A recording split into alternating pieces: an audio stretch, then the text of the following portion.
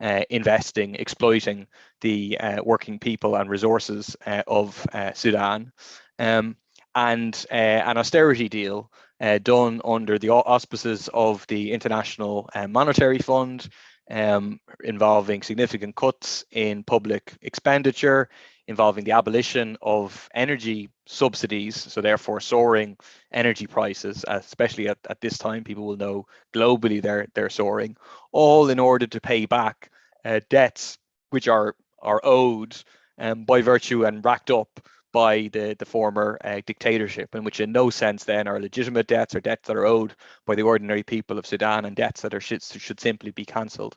And yet the interest of Western imperialism and capitalism is to say, well, you have to pay these debts and to impose horrific austerity on the Sudanese people. And I think it's also important to point out and be honest about the fact that the EU, that Western capitalist countries are absolutely no friend of democracy or human rights. I was a member of the European Parliament at the time of the first wave of the uprisings and revolutionary movements in North Africa and the Middle East, which are known as the Arab Spring. And that compelled a very swift change in terms of the rhetoric of the likes of the European Commission, where they became on paper in favor of democratization in the region. But in reality, they had up until that point backed the dictatorships. In relation to Sudan, they had explored various quite horrific deals involving the giving of significant repressive machinery, surveillance, etc., to the former regime of al-Bashir, with the aim of, we'll give you all of this equipment, we'll give you a bunch of money, and what you will do is we will externalize the borders of Europe. You will be our border guards for the racist policy of Fortress Europe. And of course, you can use these repressive weapons for whatever other purpose that you want to use them for. The reality is what they are aiming to do, their only interest in the region is not democracy or human rights or anything else. It's maximizing the profit of the corporations that they represent, and giving a place of so-called stability for them to intervene throughout in the region in particular. For example, the CIA was previously quite an advocate for friendly relations with the al-Bashir regime, because the CIA operated a very large center in Khartoum, and they maintained good relations and so on. And I think that's just important to bear in mind. So I checked on the Department of Foreign Affairs website and the Irish government, and they have a statement in line with the EU position, which is condemning the coup. But we should definitely note that they're condemning the coup not because in reality they have any sort of principled commitment to democracy, but because they want to see stability maintained at whatever cost, and in reality would oppose the second wave of the revolution that's underway. And then, of course, more blatantly, you have crucial allies of US imperialism, the UAE and Saudi Arabia, which openly supported the recent coup. So the way we see our role here is to speak out in support of the Sudanese revolution, against the murderous repression and against the complicity of the European Union. We've spoken a number of times in the Dáil, the Irish Parliament, at it in relation to it, and we'll continue to do so. We also have a press conference planned for Thursday with a number of Sudanese activists to again highlight these points into the Irish media to raise awareness. And the other thing that I would urge people to do is we can share through the chat various model resolutions for people to try to pass through their trade unions in support of the revolution, particularly in the context of the workers' movement being absolutely central to the revolutions that we've seen in Sudan. Just the final points while we wait and see whether Magdi is here, and obviously all these would have made more sense coming after Magdi, but nonetheless I still hope that they'll be worth something, and then I'm very interested in what Magdi has to say.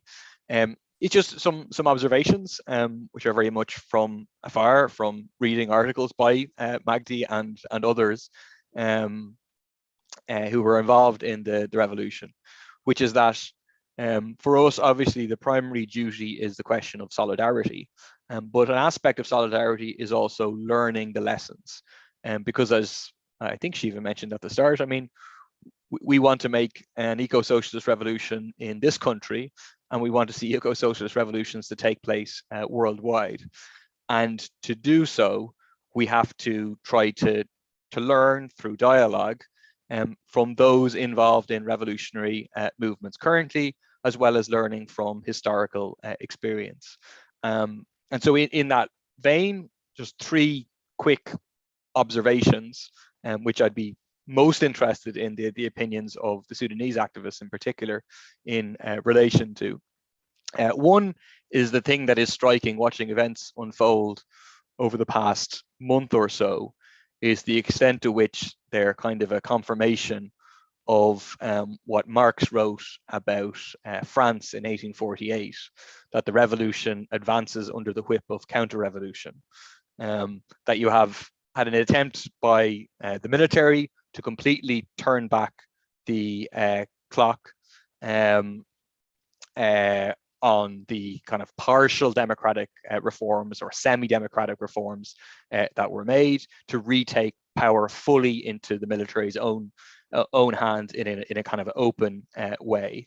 And the reaction to that has been a second wave of revolution that isn't satisfied at the idea of a return to the status quo pre kind of a month ago and the attempted coup, but instead is now a widespread awareness amongst the masses involved in making the revolution that the military does not want any form of real democratic transition, and the generals will act to block any form of real democratic transition because they simply have too much to lose. Economically, they directly or indirectly control very, very large parts of the economy, and in terms of their own power at the top of the state and the impunity that they currently benefit from, that their war crimes, their crimes of repression, etc., what they would be answerable for in a true democratic reckoning is not something that they want to experience. And therefore, we now appear to be at a new stage of revolution where we have a widespread understanding that there can be no compromise with the generals, and that there's now a distrust of those who seek to pursue that idea and that strategy of compromise with the generals. The second point is, again, an observation, but again, it seems striking over the past number of years in terms of the process of the revolution in Sudan, but is the very obvious and central role of the working class in the revolutionary movements in Sudan. In particular, the Sudanese Professionals Association, which brought together, I think, 17 different trade unions in Sudan, was a central and driving force of the revolution, but also the methods of the working class, the question of a general strike in particular being a key weapon in first revolution and now in fighting back against the coup. And the third point, which I know Magdi has written about, and I'd be interested in more discussion on, is the question of the emergence of what are known as the resistance committees, where effectively it's a way that the resistance and the revolutionary movement has been organized, as far as I can understand, at a local kind of not neighborhood level, as an instrument of organizing the revolution, but also in taking on some of the functions of the running of society. In one of Magdi's articles, he talks about it taking on some of the micro roles of government and displacing what were kind of previously regime linked to the dictatorship committees known as the popular committees, of course, not in reality being popular committees, but effectively them being displaced by the emergence of these resistance committees. And it seems to confirm like a general law of revolutionary processes, which is that when a revolution goes deep enough and workers are kind of organizing their own struggle, they also have to organize the aspects of their own society, and you have the emergence in embryonic form of how you could organize society on a very, very different basis. And that if the revolution was to continue and to not settle for kind of democracy on paper or democracy in words, but instead would to say, well, we're not only going to oust the military from rule in politically, we're also going to oust them from their control economically. We're going to transfer the massive resources that are held by the military into the hands of ordinary people. We're going to transform society along democratic socialist lines. Well, then it certainly seems to me, and I'm interested in hearing more from the Sudanese friends and comrades we have here. It seems to me that we have the potential, that they have the potential to become the kind of the basis or the beginnings of the basis for an alternative democratic form of socialist state. So I'll leave it there, and I'm very interested in what others have to say.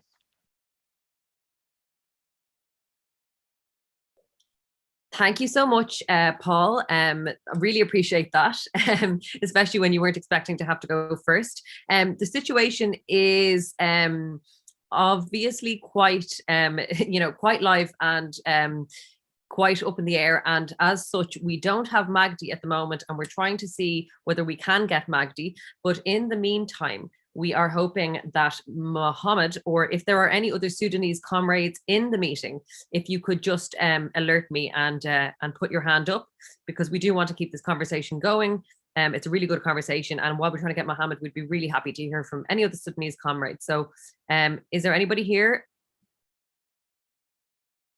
I think I saw, okay, there's a hand.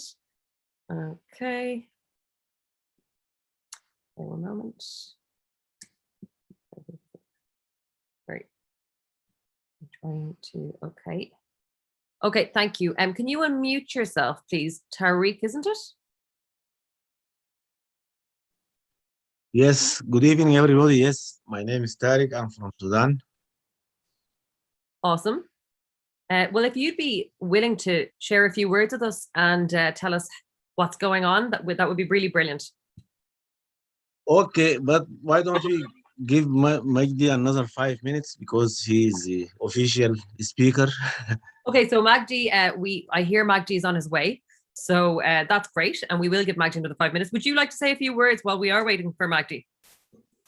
Okay, first of all, I would like to thank your organization for bringing the issue of Sudan to the Irish public domain.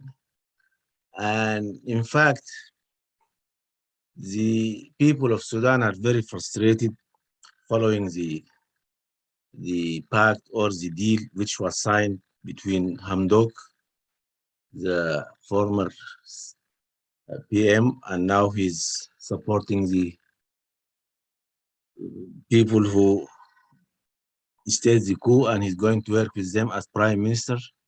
This is the situation which most people don't know more details about. The people who took to the street opposing the military coup d'etat of October 2021, their demands were very clear.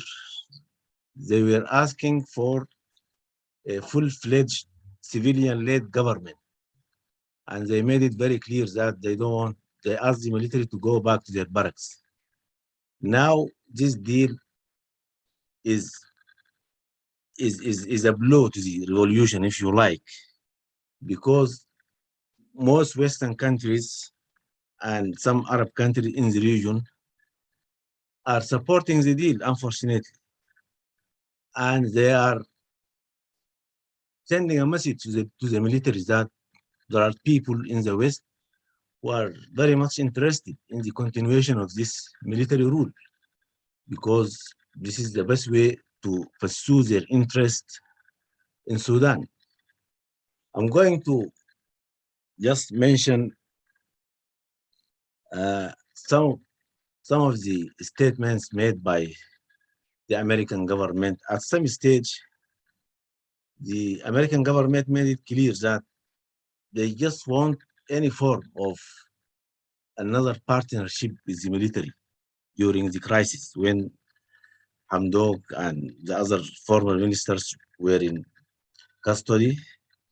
And they made it clear, even with or without Hamdok at some stage. So the point I'm trying to make is that the people of Sudan who are still adamant to go ahead with their protests, the peaceful protest, they have no support whatsoever from the so-called international community. The countries in the region, in particular the United Arab Emirates and Saudi Arabia, they have interest in Sudan, as you know. The militia of the Janjaweed, the rapid support forces of Hemeti, they are doing the dying on their behalf in Yemen. This is one of the points which has to be clarified for those who are not familiar with this. So Egypt is not a democracy, it is a dictatorship. And they see a fledgling democracy south of Egypt is a threat to them. They don't want democracy to spread to the north. So they have a vested interest in maintaining the status quo. By maintaining the status quo, I mean, according to this deal, the people who are wielding the real power are the military. Hamdok will have no power. Believe me, I know that. And I don't think that this pact is going to hold. At some stage, things will get worse. And I'm afraid that Sudan will follow countries like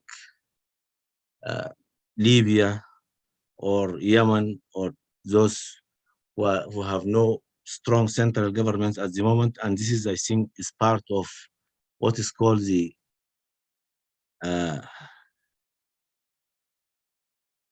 I can't remember the expression which was attributed to the former foreign minister of foreign affairs. I think it was Condoleezza Rice. Condoleezza Rice, yeah, she mentioned that at some stage the Americans have to follow a new approach in pursuing their interests in the developing countries through creative chaos. Yeah, this is what I was trying to remember. So this creative chaos, I'm afraid, is going to reach Sudan, although the people of Sudan are very aware and very careful about the consequences. So they just want, especially the young people. I just give you maybe a very shocking example of the brutality they are facing. Just in the last 3 weeks, if you like, 41 people were shot dead. Some of them were brutally shot directly on the head, in the head. Girls and boys. The average age is 19. Some of them are even less than 18 years of old. So the situation is very gloomy and people are very frustrated, especially after they realize that nobody is serious about supporting their, peaceful protest so that they can realize their aspirations for justice, peace, and democracy. I leave it there, and maybe later, if there is any point needs elaboration, I can try to contribute. Thank you. Thank you very much, Tariq. Really appreciate that. And I am very happy to say that that Magdi is now here with us. So I'm going to ask Magdi to come in now. And thank you very much for joining us. And thank you to any and all Sudanese comrades who are here, and indeed to everybody who's here to show solidarity. Magdi, I'll just ask you to unmute yourself whenever you're ready. Thank you very much. I'm very sorry for the delay. I had a terribly hectic day, and I was caught up in several matters at the same time. So thank you for your patience. I'd like to pick up where my I don't know who was talking, but where the colleague who was discussing the regional and international aspects of these developments. And I think I'd like to add something about a certain Sudanese model of governance, if you like. Some of you might have known that there was a period of time where directly after the transition, the Prime Minister, who's now the Prime Minister of the coup, was speaking of sort of an ideal situation of military-civilian relations in Sudan, and was marketing this as a sort of a model for these type of relationships in the region. He might have been right in a way that he didn't intend to mean. And I think if you look, and to bring a bit more international aspect to this so that it could be of interest to a wider audience, if you look across an arc of countries stretching from Afghanistan to Iraq, and then Yemen and Libya, and Sudan is an early arriver in the scene, you will see a model of governance where the militia, in some form or another, a commodified militia, a salaried militia, is taking the reins of government in different ways. And this seems to be a cheap way of doing governance. Now, Western countries, especially the UK, has a long record of governance in cheap ways, including governance by militia. In Sudan's own history, there was a period of time where rule by militia was a model, and that applies somewhere in the early 50s, where in the more distant corners of Sudan, it was recruitment of local militias that served government purposes and made that feasible. Now, what do these militias command? The colleague mentioned the contribution of the rapid support forces in the Saudi war on Yemen, and mentioned the United Arab Emirates. Now, in the past 6 months, in the first 6 months of 2021, Sudan exported a value of $1.1 billion of gold to the UAE. This is gold bought on the cheap, sold on the dear by the UAE. And the UAE is almost the single buyer of Sudan's gold. So there is a term in recent literature called monopsonic, which refers to a condition where a single buyer buys a commodity. And there is, of course, this is a feature of rentier economies, and it has been studied widely in the UK and in other countries. And you can see that in a place like Sudan, where a single buyer controls the market for gold. Similarly, Saudi Arabia has almost complete monopoly over the purchase of Sudan's animal wealth, which means it commands, at least for one half of the year, something in the range of 300 to 400 million US dollars. These are the main sources of Sudan's foreign currency income returns. Beside them, there are other basic commodities like sesame and sorghum, which contribute a minor share of that, but most of it is coming from gold and animal wealth. Now, both of these commodities come from the poorest areas of the Sudan, and these are areas that are governed by the militia. So the militia, besides providing some form of militarized security, also guarantees credit and disciplines labor force and recruits labor force, and itself becomes a form of labor in many ways. And it's also a way of taking over surplus labor and turning it into something that sells. And part of that surplus labor is what does the fighting. The teenagers who are fighting in Yemen from Sudan are a form of surplus labor that is being deployed elsewhere for monetary return. It's commodified labor in a way.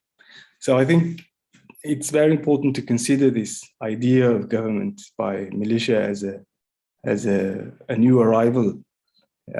It's not particularly new, it's an old new arrival on the scene. And it's interesting to see how this is becoming an attractive model for Western countries to govern the global South, in that they outsource these functions to militias of various orders. And in this regard, it's interesting to consider something like the Hartoon Process, which is an agreement signed between European Union countries. At the time, the UK was still in the European Union, and I think Ireland is involved in a way or another. But mostly it's the bigger recipients of refugees that are involved. So Germany, Spain, Italy. And this agreement was signed under Bashir before the events of 2019, with the leaders of these militia groups to control the movement of refugees from Africa, people crossing through Sudan to the Mediterranean. And many of those come from Eritrea and Ethiopia, and Sudan is a transit country for these refugees, besides being an exporter of refugees itself. And the basic premise of the deal is that the European Union would provide logistical assistance, technical assistance, and probably some money too that isn't very transparent, and of course a bit of political cover in return for these countries becoming the southern border of Europe, controlling the movement of refugees, since this is a politically explosive topic in Europe that could cause governments to fall. Now, I think that some of that explains why there isn't much interest in democracy in these countries, and the preference is really for strong men.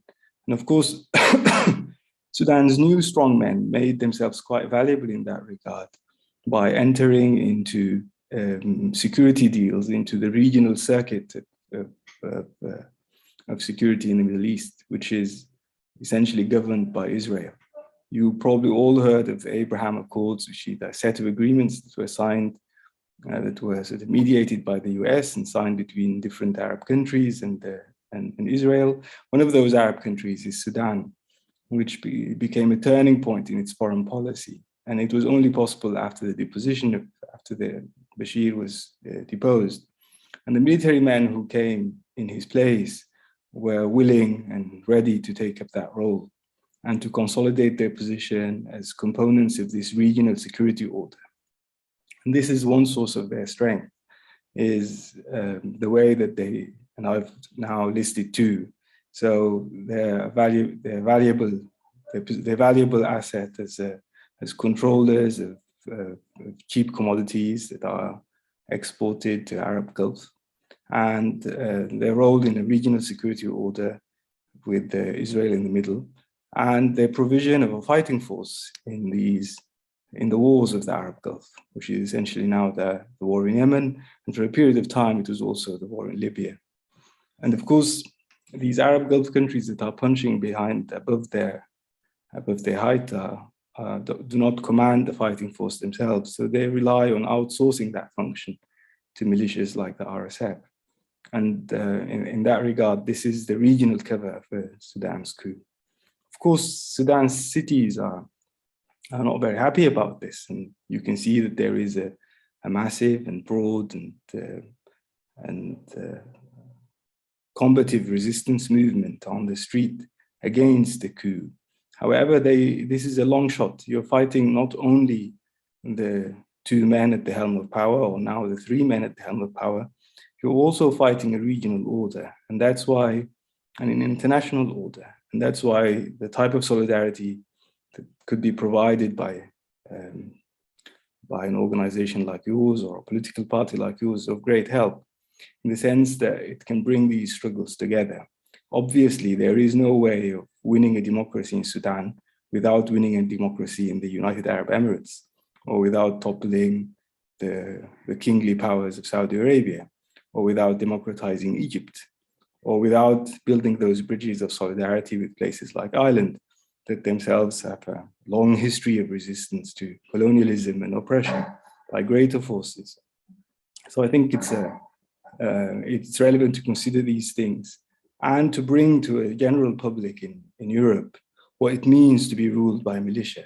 And I think my colleagues should explain a bit of that by saying Within a few days, 40 young women and men were shot dead by sniper fire in the streets of a capital.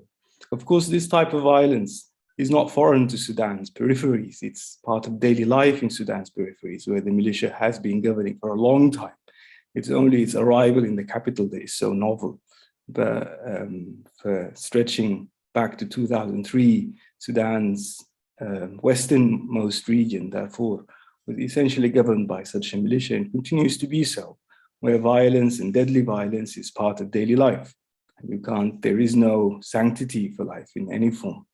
And it's the necessity that this militia now is in the palace, has taken hold of the reins of the state, that makes a difference. Now, what that means for populations outside these countries in the Middle East and Africa, I think is the priority of parties like yours to explain what it means to rely on these types of violent means of governance to secure profits and to secure returns from cheap commodities in far-flung places like Darfur. However, it's not only Darfur. If you look at your own mobile phone, most of it would contain coltan. Now, coltan comes from a place like Congo, which has been ruled by a militia almost since the early 90s. So there is no such thing as a central power governing the Congo. It's a dispersed power between fiefdoms across a landscape of mines that exports cheap commodities to places like Europe.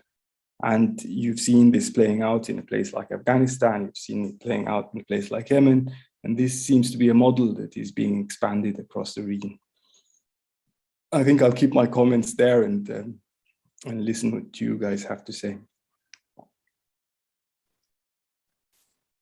Thank you so much, Magdi. Such a valuable contribution, and very generous of you to come and speak to us here when I know that there's so much going on at the moment for you. So I'm going to have a look now and see if anybody has their hand up and wants to ask a question or make a comment. We have a short time for questions, and then we'll come back to Paul and Magdi. So I think Paul would have preferred to let you speak first, Magdi, but he took it away, and he'll probably want to come back as well after hearing you speak. So yeah, I'm going to ask people to stick their hands up if they have anything, if they have any questions or comments. Particularly would love to get contributions from Sudanese comrades. I can see that there's a few here, so we're really honored that you've joined us this evening. So I cannot see hands up at the moment. Okay, I can. There are now 2 hands up. Okay, so Kieran has his hand up. I'm going to bring in Kieran if you want to mute yourself or unmute. Yeah. I think I have unmuted myself, have I? Yeah. Well, listen, first of all, on behalf of People for Profit, let's just give our absolute solidarity to the comrades who are fighting such a brave fight in Sudan. Just to say that on Thursday, we'll hold a press conference. We'll invite other parties such as Sinn Féin and indeed the Social Democrats to join us in highlighting in our parliament to the people of Ireland what's going on in Sudan, because the mainstream media aren't really covering such an important event. I just really have 2 questions more than anything, just more to get the discussion going.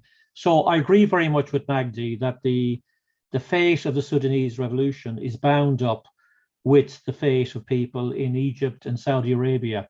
And these are brutal regimes that are, in the case of Egypt, have stolen a revolution and have murdered and massacred people in order to do that. And Saudi Arabia, despite the fact that the liberal West sometimes says it despises what's happening in Saudi Arabia, in reality, it is very much in alliance with Saudi Arabia and is very much using Saudi Arabia to promote its interests. But my question really is to Magdi or to anybody in Sudan. I mean, do you think that you can win democracy in Sudan, even for a limited period, before these regimes fall? Or do you think it has to happen simultaneously, or how do you think it's going to happen? That's question number one. And the second question is really, in terms of Egypt, we know that the way the regime came to power was by pretending to be a secular force against the Muslim Brotherhood. And we know that, for example, in Sudan, the Bashir government has presented itself as an Islamic government. My question really is, how does the left relate to the Islamic movements in Sudan at the moment, and how does that feature in the revolution? Thank you, Kieran. And I'm sure that Magdi will come back on that. In the meantime, we have a few more people who want to come in. So Mohammed would like to come in. I'm going to invite Mohammed in now.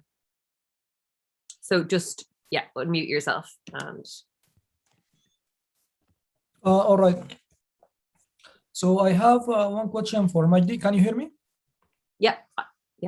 So what Magdi said about that there can be no democracy in Sudan unless there is also democratization of Egypt, Saudi Arabia, and UAE, the axis of evil that controls the political scene in Sudan. So my question is, it seems that Saudi Arabia and United Arab Emirates are unique countries. And what I mean is that if there to be a democratization of these countries, how that can happen where like the vast majority of citizens are like rich and like they have no incentive to change their own countries.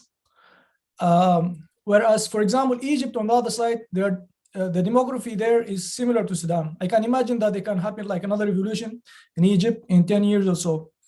But I think the situation is kind of different in the Gulf. I know that there is a class of people who are exploited there, who are mostly from Asia. But as far as I know, there is no organization there, or I really find it hard to imagine how any change can happen there in these countries. Although, like I said, there is like proletariat in a typical sense of the word there. But I'm just wondering, what does Magdi think about that? thanks a million. Okay, I'm going to ask Jess to come in now. Hi there. Thanks so much to Magdi for the presentation. Also, thanks to Paul. I just had a question about the role of women, because on social media and in the news reports in 2019, there were many, many images of women playing a leading role in the revolution then. And I had been wondering, what is the situation today? What is their role in pushing back against the coup? And how does that impact the fight for women's equality within Sudan? Thank you very much, Jess. Tariq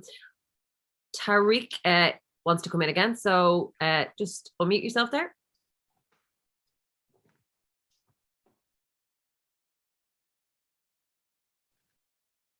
Thank you. Yeah, a few quick points. As Magdi mentioned earlier, the problem, the people of Sudan are now facing huge challenges because the countries in the region are continuing, with their policies, like the United Arab Emirates. Actually, the United Arab Emirates is seen by many people as a smuggling hub for the traffic gold, not only from Sudan, from other neighboring African countries as well. This is point number one. The point I'm trying to raise is about the Burhan, the general who is now ruling the Sudan, the new dictator of Sudan. This guy is part of the old regime, the defunct regime of Omar al-Bashir. He was appointed by al-Bashir, and he is accused of atrocities carried out in Darfur at some stage. And now he is trying to bring back the old guards to the government. Just 2 days ago, he was appointed a prominent generals as his manager of the security organ in Sudan. And there are some videos, I can't actually share with you these videos now, to prove that the guy who was appointed, his name is Mufaddal, he was the governor of South Kurdistan, and he was an adamant supporter of Bashir. This is another blow to the Sudanese revolution. My last point is about Hamdok economic policies. As earlier mentioned, as I think some of you, the first speaker mentioned that earlier, the IMF and the World Bank usual prescription. First of all, people have to know that both Hamdok and his former finance minister Al-Badawi, both of them are strong advocate of the Washington consensus. The Washington consensus, as everybody, as most of you know, is advocating for a savage form of capitalism. And this savage form is capitalism is adopted by the international financial institutions, such as the International Monetary Fund and the World Bank. And this is what is happening in Sudan. They started implementing these prescriptions without any regard to the consequences. I just give you one example. I was in Sudan just before the coup. I was back from Sudan in my hometown, which is called Bara in the state of North Kordofan. All of a sudden, farmers found themselves in limbo because the subsidies on diesel were all of a sudden removed, and they had to go to the market and buy diesel for their water pumps from the market. As a result of this, most of them couldn't afford it. And as a result, a lot of them have already abandoned their farms and nobody cares about them. This is a very important point, which I would like to see, probably make this comment on it. This IMF prescriptions has inflicted an incredible suffering on the Sudanese people, the ordinary Sudanese people.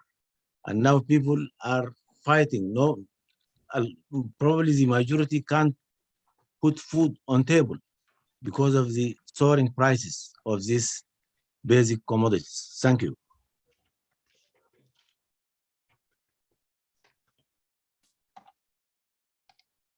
You're muted there, Shiva.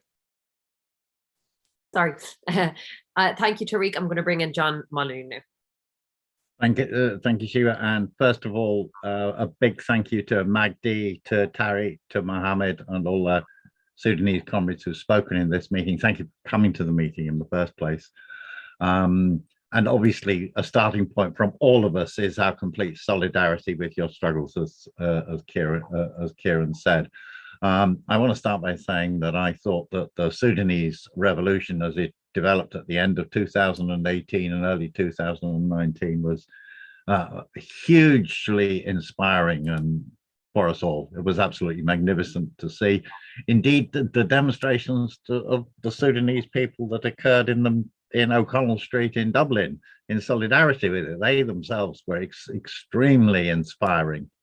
And in both in Sudan and in Dublin, Jess Spears' comment about women, one of the most inspiring things about them was the wonderful role played by women there in Sudan and here in those demonstrations. So having said this, I also wanted to say on the question of Egypt, and I've had quite sort of close links with Egypt since before and after the Arab Spring, that a successful revolution in Sudan will undoubtedly be of enormous assistance to a revolution against the al-Sisi dictatorship, that brutal dictatorship in Egypt. And in this situation, as in the Arab Spring, when it went from Tunisia to Egypt and then on to other countries, every country, a breakthrough in any country assists every other country. in this. And the last point I want to give is really a question to Magdi. Magdi, do you think that the revolution should set as its goal not just a civilian government, but going beyond a civilian government? For example, to government by their people's committees. The reason I ask this question, right, we all want civilian rule, we all want the downfall of the dictatorship and so on. But what it strikes me, and it's again seeing the experience of what happened in Egypt, if the military go back to barracks, as they stepped aside for a while in Egypt, they just go back to barracks and wait for their next opportunity. They retreat, they sign whatever it is they do, they say, okay, they get more money from the Americans or more money from the Saudis or more money from Qatar, and they come back at you again in 6 months or a year or 2 years. So I asked the question, you know, we need to set a goal of going beyond just a civilian government? Thank you. Thank you, John. I'm going to bring in Lena now. Hi, everyone. Thank you so much for giving me this chance. And thank you so much for your solidarity with us. I have a question for Majdi. Don't you think that if we ordinary Sudanese people and organizations such as yours, Peoples Before Profit, cooperate together to change the narrative and our daily discourse about the global strategic interests in Sudan? I see from my own point of view the traditional colonialism that's still going on in Sudan by bringing allies in the region to rob Sudan of its wealth and of its natural resources. It's not working anymore. It's just planting more seeds for coming wars in the region. If we, organizations and individuals, can work together to change this narrative and change the equation to a win-win situation, I see Sudan can be a game changer in climate change. It's a very wealthy country.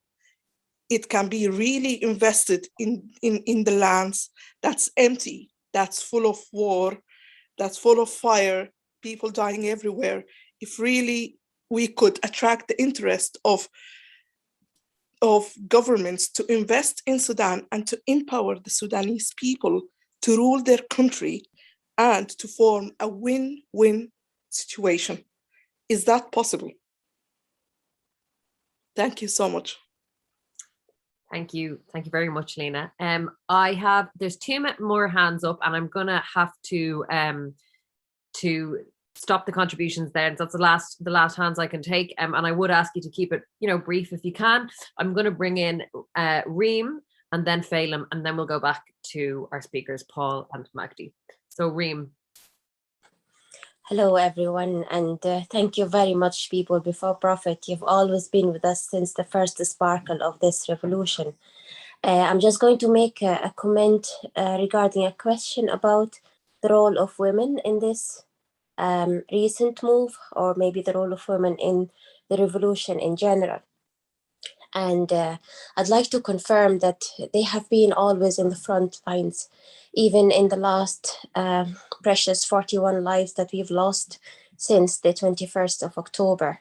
There have been so many, let's say, iconic women among them. Maybe the most famous is the young nurse who has released the hashtag Pink for Kandaka. So either on Earth, back home in Khartoum, or even here in Dublin. And I think you guys would have seen most of us shouting and roaring in O'Connell Street, raising our voices, looking for democracy. So the role of women has been really, really upfront. Now that might put other issues of us at the back a little bit, given the fact that winning this battle and winning the peace and freedom would be our #1 priority. What I would like also to say that the signing of the agreement by Prime Minister Hamdok has caused a huge shake to the streets in Sudan and to us here. Some of the people would be thinking that maybe give the man a chance, maybe there will be something coming out of us. But what I would ask is, what guarantees did we have now that the militants have the goodwill to do it? They've never offered anything up until now, and it's only atrocity after atrocity. The main chief of police who've been appointed in the last few days made a comment in one of the meetings, like Mr. Tariq has said, that he was referring to the women being upfront, risking their lives, that they would be just a nonsense pushing men to risk their lives and get killed for no actual cause or no real cause. Thank you very much. Thank you so much, Reem. I'm going to bring in Phelim now. And that'll be the end. And then we'll go back to Paul and Magdi. Thank you.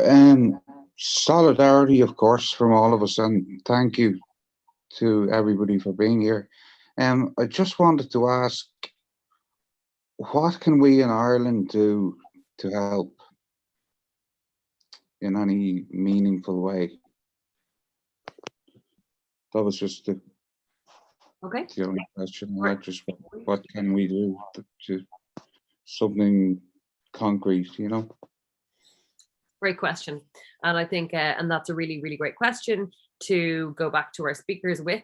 I'm going to bring Paul in first, because I think he has a question for Magdi as well. And then I'll let Magdi have the final word. Great. Thanks a million, Shiva. And yeah, thanks a million, everyone, for attending, but in particular, the Sudanese comrades who spoke and attended. Very enlightening to listen and inspiring to listen and learn from you. Yeah, the response to the last question first, because I do think that's the most important question for us. I mean, I think one, keep an eye out for solidarity protests and so on happening. I'm sure they will be organized again. Number two, if you're in a trade union, try to pass a resolution in opposition to the coup and in support of Sudanese workers and those making the revolution. And there are, I think Marnie put a link earlier to the MENA Solidarity website, which is it's MENASolidarityNetwork.com, whereby you can find various model resolutions and links and more information. So it's a useful place to start. And three, I think spread the information, spread the news about what's happening in your social media, in the circles of people you know, and so on. And those of us who have higher platforms in the Dáil or in the trade union movement in the parliament should then seek to do that on a larger scale, and then put pressure on the Irish government as part of the EU to stop its complicity in repression and the kind of austerity policies that we've been talking about. I just have a couple of other comments to make, and then mostly interested to hear from Magdi. So one point about the, I think it was Lena was asking or was making a point about the kind of international relationship of the revolutions, and the point has come up correctly about the role of the UAE, Egypt, Saudi Arabia, and I do think, like, it's, you know, one of the things that was very striking about the first wave of the Arab Spring was how it became such an international event and an international kind of consciousness around the idea of revolution coming back on the agenda. And that obviously started in a particular country of Tunisia, very quickly spread to Egypt, and very quickly spread across the entire region in reality, and then had echoes right around the world in the form of the Indignados movement in the south of Europe, in the form of the Occupy movement, particularly in the English-speaking world. You know, phenomenal impact in terms of global politics. And then all the complications that we understand in terms of that revolutionary process, which also had a side of counter-revolution to it. And John has made the points about Egypt. And the same applies today. In the sense that I think, and Magdi can explain his own view, but like, and So it's correct that you can't have a long-lasting, successful revolution in a country like Sudan while you have brutal dictatorships in Saudi Arabia, UAE, and Egypt. But that isn't a recipe for saying, oh, well, we have to wait until we get a revolution somewhere else. It, in my opinion, is an injunction to make a revolution where we can now make a breakthrough and understand that that's going to have, revolutionary reverberations across the region and across the world, and will open up new possibilities. And that's always the way in terms of kind of revolutionary periods open up. I'm reading a book at the moment about the so-called Spanish transition, the transition from Franco to democracy, which in reality was like a diverted revolution. There was a possibility for socialist revolution to take place in Spain, and that was sold out and diverted into kind of safe parliamentary capitalist and democratic channels. But when you read about it, what is just striking is how that wasn't just taking place in Spain. It was part of a continuum from France in '68, revolution in Portugal, the 70s, revolutionary movements in Greece, and then in Spain. And the Arab Spring was a kind of another version of that. And like a new successful wave of the Sudanese revolution can have such an impact there. In terms of the question, which I thought was a very good question about, okay, fair enough, Egypt, where you have a radical, left workers movement, you can envisage a revolutionary movement successfully taking place in Egypt. But what about Saudi Arabia and the UAE, where the standards of living of citizens is like wildly above those who are doing the work in those societies, or most of those who are doing the work in those societies? And I think, without it all being an expert, and again, I'm interested in Magdi's opinion, but the basic point I would make is that, well, it may be the case that in the UAE and in Saudi Arabia that the revolution is not primarily made by those who were afforded citizenship, but is made by those who live there. The vast majority of those who live in the UAE are immigrant workers.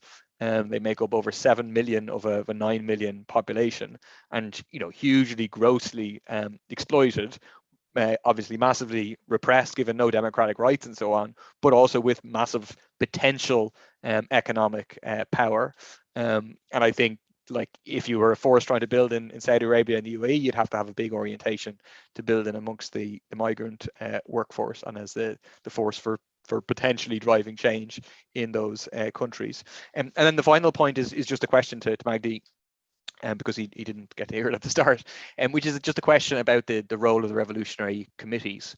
Have they re-emerged in a significant way now in kind of this wave of the revolution? How are they operating? I'd just be interested in hearing more about that.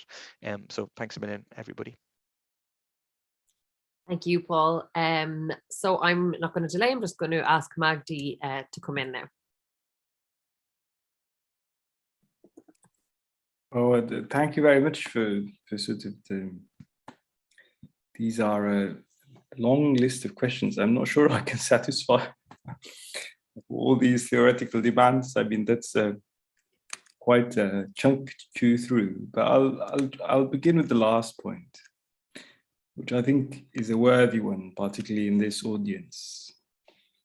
Now, as this is not an audience where I need to go through this, but you might be reminded that when the communist movement began as an internationalist movement and had one of its big banners, internationalism, on it, this idea has sort of gone down the sink for a long time.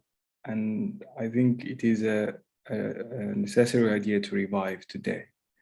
Obviously, in a place like UAE and Saudi Arabia, you would be relying on the distinction capital labor and not on the distinction citizen, non-citizen, since citizenship doesn't really clarify the lines of conflict in these countries. And that's not a very foreign idea. It seems foreign today, but it wasn't foreign a few centuries ago. The fact that people who inhabit a place and labor in a place have an actual right to it. And it is a certain idea that has resonance in Europe today in the midst of a migrant crisis, where it's also an issue about who has the right to be here and who hasn't. It's also a relevant topic to consider when some of you mentioned how inspiring the example of Sudanese protesters was on the streets of Dublin, that they are not only protesting as Sudanese, they're also protesting as Dubliners or residents of Ireland. or Irish individuals, if you like.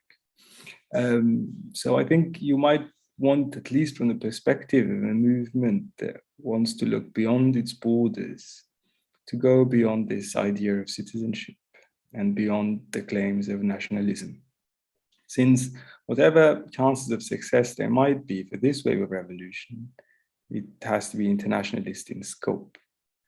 Part of the inspiring example of the Arab Spring was this notion that this is a fever that's spreading across borders, that it is an answer to a question that there is no national answer to the question of Egypt, and there is also no national answer to the question of Sudan. There might be some form of regional answer, and this one would have to involve the degree of penetration of Arab Gulf monies. There is considerable scholarship around this, in the sense how Arab Gulf capital has penetrated these countries and how it has come to control resources and to control political power and to design political power. The example of Lebanon recently is very telling, where a foreign country intervenes to decide who becomes information minister, and there was a big scandal around it, and the information minister was kicked out, probably in relation to his position towards the regional power. So I think these issues are well handled in a place like Ireland, especially with Ireland's record with Sudan. And that's an interesting point to bring up. In the 19th century, Sudan witnessed an earlier anti-colonial revolution led by a religious man, the Sudanese Mahdi. In England, he was scorned very much and cartoons were made out of him. In Ireland, he was a hero. Irish coverage of the Sudanese Mahdism was very welcoming and very supportive and showed a lot of solidarity. And they had a much more acute understanding of what colonialism means of a country based on that, in that regard. And it might be worthwhile looking back at that experience, how solidarity from a distant place like Ireland had an effect on events in Sudan and had an effect on the way the British public viewed the events in Sudan at the time. So I think there is a point to make about bringing back that international aspect and thinking in that way, instead of thinking in a closet form of nationalism, which is terribly relevant today, where you have working forces spread all around the world. And one very acute commentator said, one interesting thing about the Sudanese protests against the coup was that this is a revolution upon which the sun does not set, because protesters stopped in Khartoum and then began in Washington and then went on in Sydney and then started again in London. It was all around the clock, because they were Sudanese people all over the place, all around the world. And they, each from his position, contributed in a way or another. So as you can see the workforce globalizing, you could also imagine that these revolutionary impulses would be globalizing. That's an optimistic answer to one of the questions. Now I have to go back to my list. Now, there was a very good question about IMF policies and austerity. And I think that's, in a way, the chunk of it.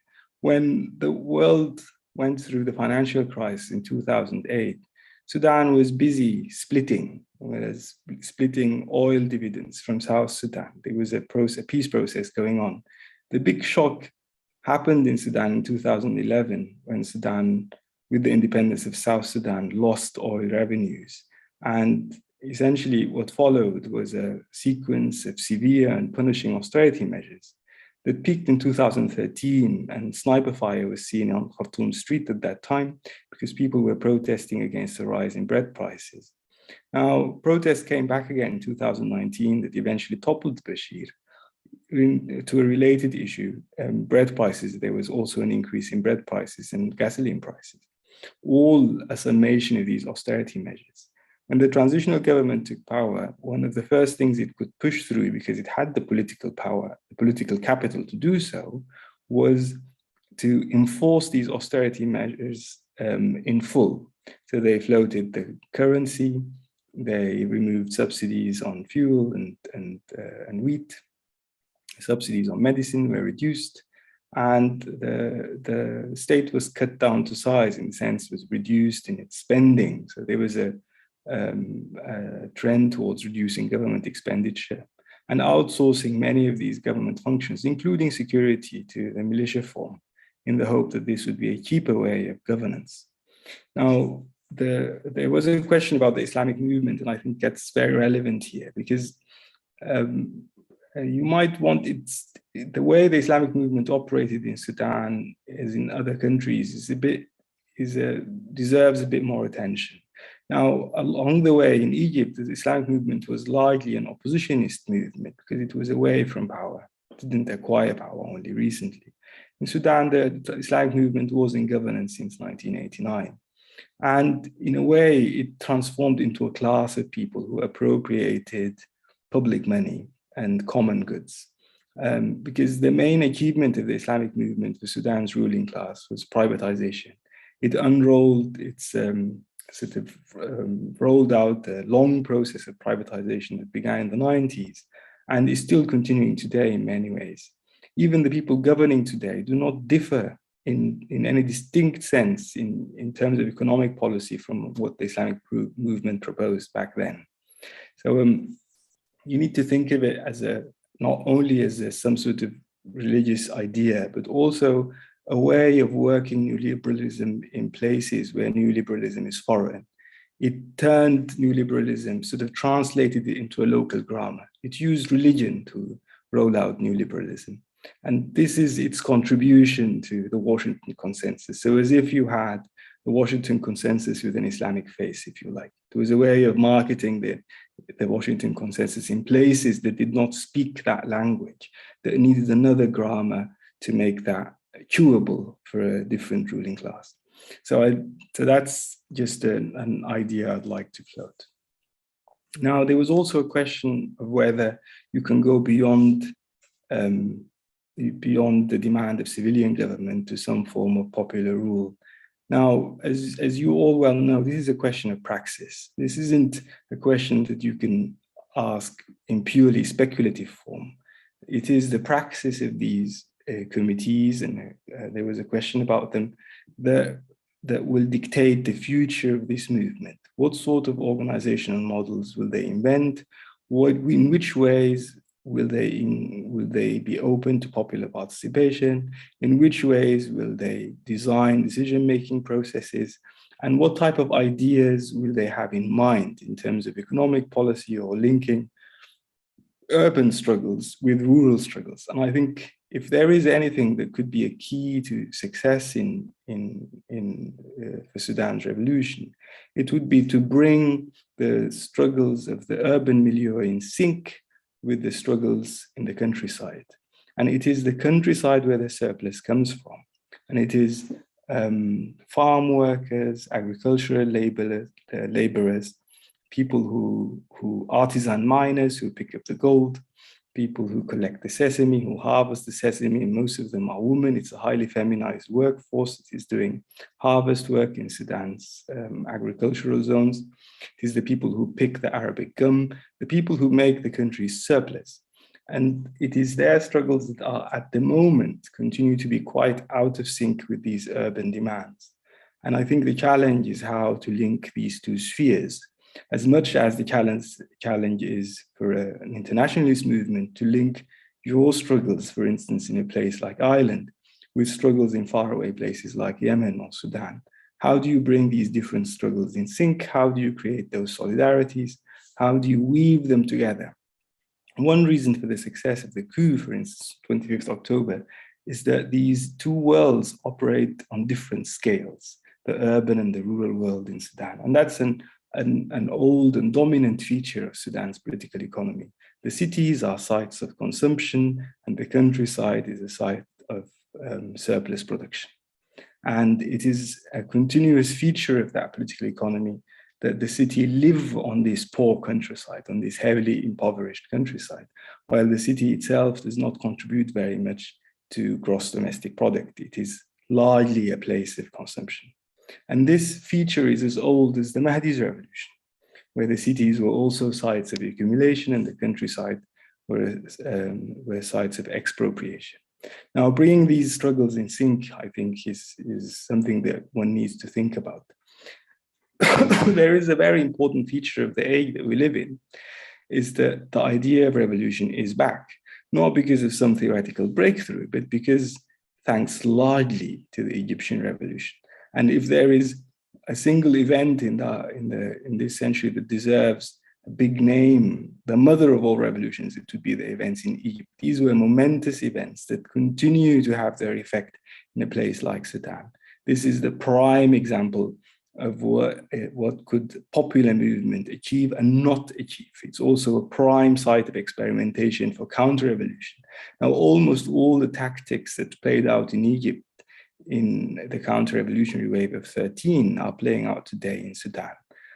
Arab Gulf money, linkages to international capital, relationships with Israel, the regional security, security architecture, and so on and so forth. And the idea of a military strongman who can handle a raucous political class that doesn't want to listen. Now, these are common features, and you will see the example of the Egyptian counter-revolution playing out in a place like Tunisia too, where Qais Said just decided to scrap the constitution and invented a new order out of his head in alliance with regional powers. So you can see that Egypt is not only a place for these revolutionary tactics, which were in form and they took a more mature form in a place like Sudan, but it's also a place for where counter-revolutionary drawbacks or reversals happen and are experimented on. So I think that's something to consider very much. Somebody asked what Ireland can do to help. I think Ireland can do what it has done in the 19th century in relationship to Sudan's Mahdist revolution. It played an important role in translating that struggle taking place in dusty Sudan, far away, into something that a European audience can comprehend and relate to and understand. And it was an important contribution at a time where there were no social media, everything depended on the press. And the Mahdist revolution got fabulous press coverage in Ireland, and it's quite remarkable to look back at that sort of material. And a Sudanese scholar has recently dug this up, and he has written a very elegant book about it, about the reverberation of the Mahdist revolution outside Sudan. And one big chapter is dedicated to Ireland. And I think that's the type of contribution that somebody who thinks he's doing nothing is actually doing more than enough by translating Sudan's struggles into something that other people can relate to without going into the all difficult to pronounce names or the extreme detail that nobody can really fathom. You can't really fathom the details of struggles in every corner in the earth, but you can pick up the commonalities and you can transmit them to your own audience.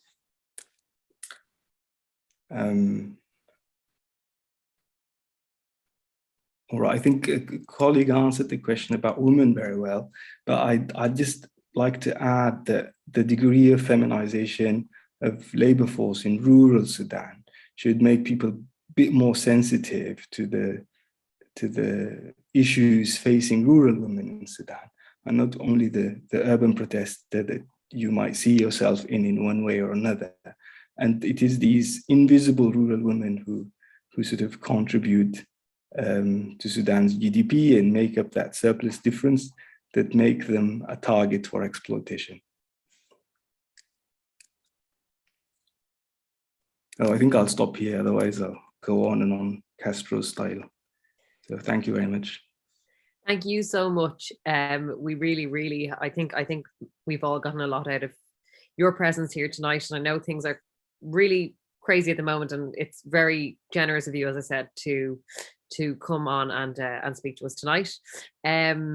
It's been a brilliant meeting, I think, and loads of people here, and really just so good to see how many Sudanese comrades have joined us tonight. As I mentioned in the chat, for those Sudanese comrades who are living here in Ireland, do consider getting involved with People Before Profit. We'd be absolutely honoured to have you. I put the link in the chat, but it's you can find it on pbp/join. And yeah, it's been absolutely brilliant. I think people are probably ready to go off and have dinner now or whatever, but our solidarity remains very much with you and with all of the Sudanese revolutionaries. So thank you again from People Before Profit, and we'll speak to you again soon. I'm going to leave it there, guys. Thank Good you. night, everybody. Good night, everyone, and solidarity.